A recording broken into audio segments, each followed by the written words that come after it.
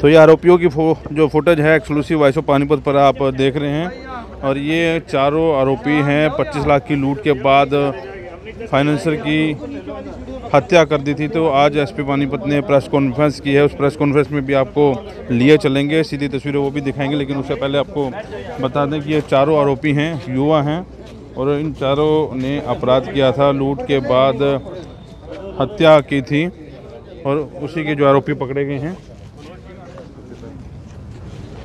तो ये सबसे पहले आपको दिखा दें, सबसे पहले मंजीत है जो सरगना जो है बताया जा रहा है सिवा गांव का रहने वाला है। जैसे एसपी पानीपत ने बताया कि ये मंजीत फर्स्ट नंबर पर है, उसके साथ 3 और हैं। कैसे हुआ खुलासा वो सीधी तस्वीरें भी आपको दिखाने की कोशिश करेंगे। एसपी पानीपत जो हैं लाइव होंगे, वॉइस ऑफ पानीपत पर लाइव होंगे। तो आपको बता दें कि एसपी पानीपत थोड़ी देर बाद बड़ा खुलासा जो है करेंगे, वॉइस ऑफ पानीपत पर लाइव होंगे। और ये चारों आरोपी इस समय वॉइस ऑफ पानीपत पर एक्सक्लूसिव देख रहे हैं। 25 लाख रुपए लूटने के बाद जो है हत्या कर दी थी। ये सीआईए की टीम जो है वो भी हैं। ब्लाइंड मर्डर था यह सारा, और ब्लाइंड मर्डर की गुत्थी जो है पानीपत पुलिस ने सुलझाई है। ये चारों आरोपी इस समय नौजवान हैं, पढ़े लिखे, कोई 10 पास कर रहा है, कोई 12 पास कर रहे हैं। और लेन देन इनका जो बढ़ गया था, पैसा इन्होंने देना था, जिसके चक्कर में जो है इन्होंने इस हत्या को अंजाम दिया। आपको बता दें भीषण स्वरूप कॉलोनी में फाइनेंसर की हत्या की थी। ब्लाइंड मर्डर था वो, और गुजरात का रहने वाला था जो मृतक था। अब इसे कोर्ट में पेश किया जाएगा। कोर्ट में पेश करने के बाद इनका जो है रिमांड लिया जाएगा। सीआईए की एक बड़ी सफलता जो है हाथ लगी है। ब्लाइंड मर्डर का ये सारा मामला था। तो अब ये तस्वीर आप देख सकते हैं, कोर्ट में जो है इन्हें पेश किया जा रहा है। उन्हें रिमांड लेने की कोशिश की जाएगी। 25 लाख रुपए इन्होंने आपस में बांट लिए थे और उन पैसों की जो है रिकवरी की जाएगी। मुंह के ऊपर टेप बांधकर इन्हें मार दिया था। जो पीड़ित है, जो मृतक है, मुंह पर उसकी टेप बांधी थी और सांस घुटने से उसकी मौत हुई थी। ब्लाइंड मर्डर था ये। पानीपत पुलिस के लिए एक बड़ी चुनौती थी। दिन दिहाड़े ये मर्डर किया गया था। और अब मर्डर के बाद जब ये फरारी पर थे, फरारी पर जो है पकड़े गए हैं। हालांकि ये खुलासा एसपी पानीपत ने नहीं किया कि कैसे पकड़े गए। तो अब सीधा आपको एसपी पानीपत की पीसी में लिए चलते हैं, वो इस मामले में क्या खुलासा करेंगे। तो जैसा कि आप लोग को सबको पता है कि 11 जून को सिटी थाने में बिशनपुर कॉलोनी में एक लूट एंड मर्डर की घटनाएं हुई थी और अननोन के खिलाफ पर्चा दर्ज हुआ था, एफआईआर दर्ज हुई थी। उसमें बिल्कुल ब्लाइंड मर्डर केस था। तो सीआईए 1 की टीम ने जो मुख्य आरोपी हैं सभी को गिरफ्तार करने में कामयाबी हासिल की है। और इसमें हमने अभी 4 आरोपियों को गिरफ्तार किया है, जिसमें एक तो ही सिटी का रहने वाला है, शहर एरिया का, और एक सिवा का रहने वाला है। 2 धनसौली गांव के रहने वाले हैं। ये 25 से 35 साल की उम्र के आसपास के लोग हैं और नौजवान लड़के हैं।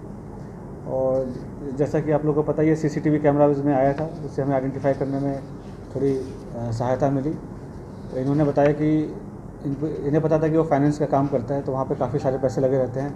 इन्होंने रेकी भी किया था उस जगह का।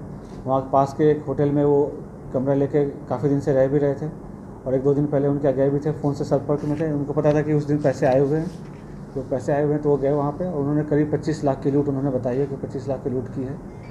इसमें इन्होंने पैसे इधर उधर कुछ बांट दिए। हमको कोशिश कर रहे हैं रिकवर करने की, जो इनकी देनदारी वगैरह थी उनको दे दिए।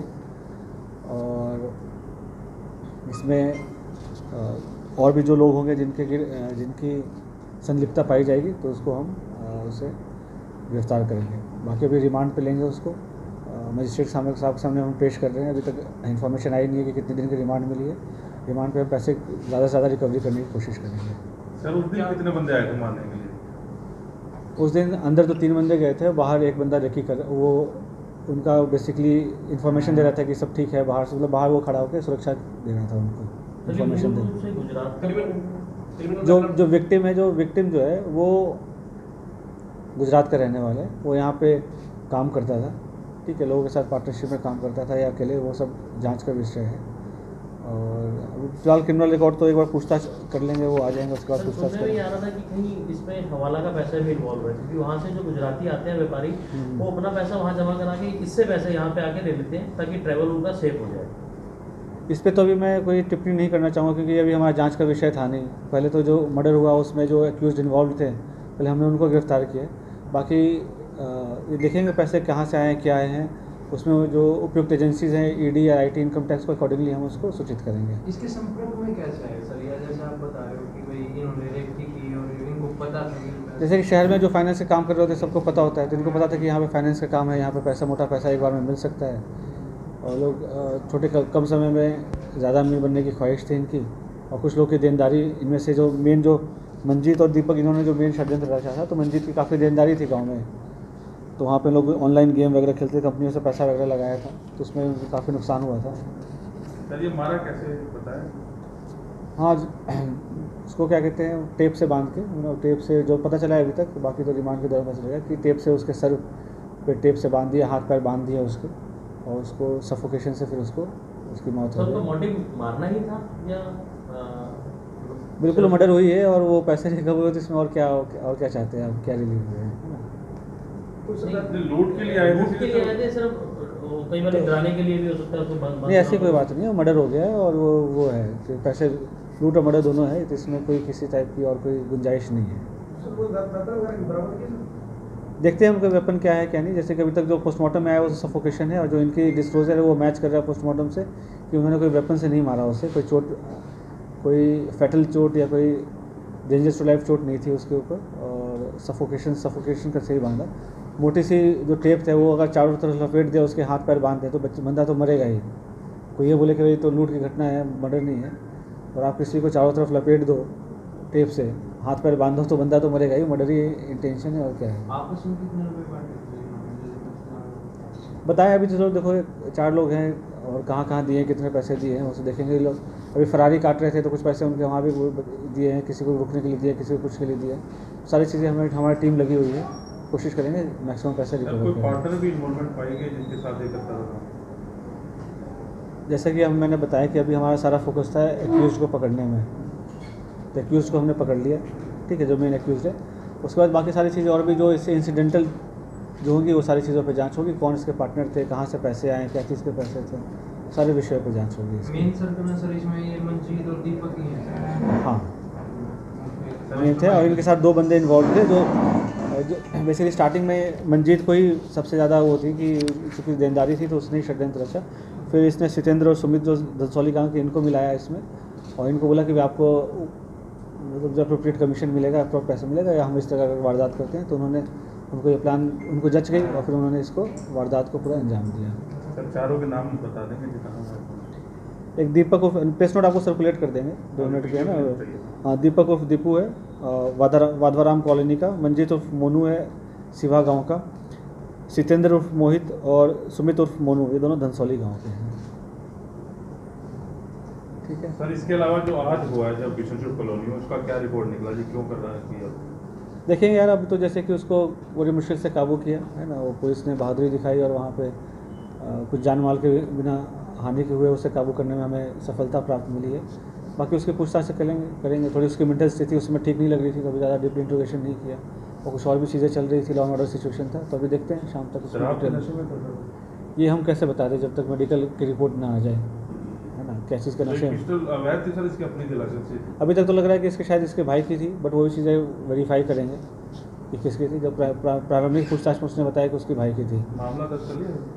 देख लेते हैं, कंप्लेंट तो देख लेते हैं क्या हुई है। ऐसा बताया कि और भी सारी चीज़ें चल रही हैं, तो धीरे धीरे हो जाएंगी। सर ये जो अग्निपथ वाला जो चल रहा है, इसमें पानीपत पुलिस का क्या है, अलर्ट जारी है? बिल्कुल, और आप लोग के माध्यम से मैं सबको ये सबसे अनुरोध करना चाहूँगा कि जो भी सरकार के नियम है उसमें आपको अगर प्रोटेस्ट करना है तो आप शांतिपूर्ण तरीके से कर सकते हैं। आप नौकरी के लिए प्रोटेस्ट कर रहे हैं, और आप उसमें अगर कुछ तोड़फोड़ करते हैं, कुछ जान माल की हानि होती है, तो निश्चित है कि उनको नौकरी तो नहीं मिलेगी, आगे जाके मुकदमा दर्ज होगा। ये सारे मुकदमे वापस भी नहीं होते, वापस होते भी है तो उस पर एक धब्बा लगा होता है, तो फिर कोई इसको किसी को इंटरव्यू में या किसी में उसको लेते नहीं है कोई, क्योंकि रिकॉर्ड पे तो आ जाता है कि मुकदमा दर्ज हो गया है। तो इस तरह तोड़फोड़ करके कोई सोचेंगे कि हम सेना में चले जाएंगे, तो ऐसा तो हो नहीं सकता। तो सभी तरह से निवेदन है कि जो भी अगर आपको कोई भी इश्यूज़ आ रहे हैं तो आप उसको प्रॉपर चैनल के थ्रू फ्लैग करें। और हम रह रहे कि हम जो देख रहे हैं कि सेंट्रल गवर्नमेंट जो है उसमें क्लैरिफिकेशंस और इशू कर रही है कि हम इसमें और भी प्रोविजंस हैं। जैसे आज एज रिलैक्सेशन के बारे में भी किया, एयरफोर्स ने बोला कि अगले 1 हफ्ते में हम भर्ती शुरू कर देंगे, तो उस पर ध्यान दें। और जो मुझे लगता है कि जो पढ़ने लिखने वाले बच्चे हैं वो तो पढ़ाई कर ही रहे हैं, जो शरारती तत्व हैं वो जो है मौके का फ़ायदा उठा के कुछ और करने की कोशिश कर रहे हैं। और पानीपत पुलिस पूरी तरीके से अलर्ट है और हम इंटेलिजेंस इकट्ठे कर रहे हैं और जैसे भी जो भी सिचुएशन आएगा उसको हम बखूबी से उससे हम सामना करेंगे और law and order situation peaceful रखेंगे पानीपत में। सर लास्ट सवाल, ये पकड़े कहाँ से गए हैं चारों? डिटेल आपको प्रेस नोट में दे देंगे। सर इनका बैकग्राउंड क्या है? यार पढ़े लिखे थे, मतलब जैसे कुछ ग्रेजुएट हैं उसमें, कुछ 12वीं पास है और कुछ खास कर तो रहे नहीं थे, अच्छे कोई पॉजिटिव काम तो कर नहीं रहे थे। अभी तो कुछ इनके साथ कोई काम किया हो कुछ ऐसा? और कोई नहीं, ऐसा कोई इनके साथ तो कोई काम धाम की नहीं आई है अभी तक। बाकी देखो हमने पकड़ा है और उसके बाद अभी रिमांड पे ले, रिमांड के बाद ही थोड़ी डिटेल इन्फॉर्मेशन आती है। 1-2 दिन में और भी सारी चीज़ें आपको पता चल जाएगी। नहीं अभी तो मेरे हिसाब से तो नहीं हुई है और रिकवरी अभी करते हैं और पूछताछ करेंगे। लंबी रिमांड मिलेगी तभी पूछताछ कर पाएंगे हम ठीक से। 25 लाख रुपए कैश बताया इन्होंने कि 25 लाख के आसपास है, मोटा मोटी इन्होंने बताया, कैश ही है। वीडियो फुटेजेस भी है, अंदर CCTV कैमरा लगा हुआ था, हमें दिख रहा है वो क्या कर रहे हैं क्या नहीं कर रहे हैं। हमारे पास फुटेजेस आ गए हैं, ठीक, अंदर भी कैमरा लगा हुआ था, वो सारी चीज़ें हमारे पास आ गई। बिल्कुल बिल्कुल आया, बिल्कुल आया, ठीक है। तो उसमें कोई डाउट नहीं है कि ये मर्डर है और इनका मुख्य मकसद था कि पैसे उसको मार के और पैसे लेके फरार हो जाए।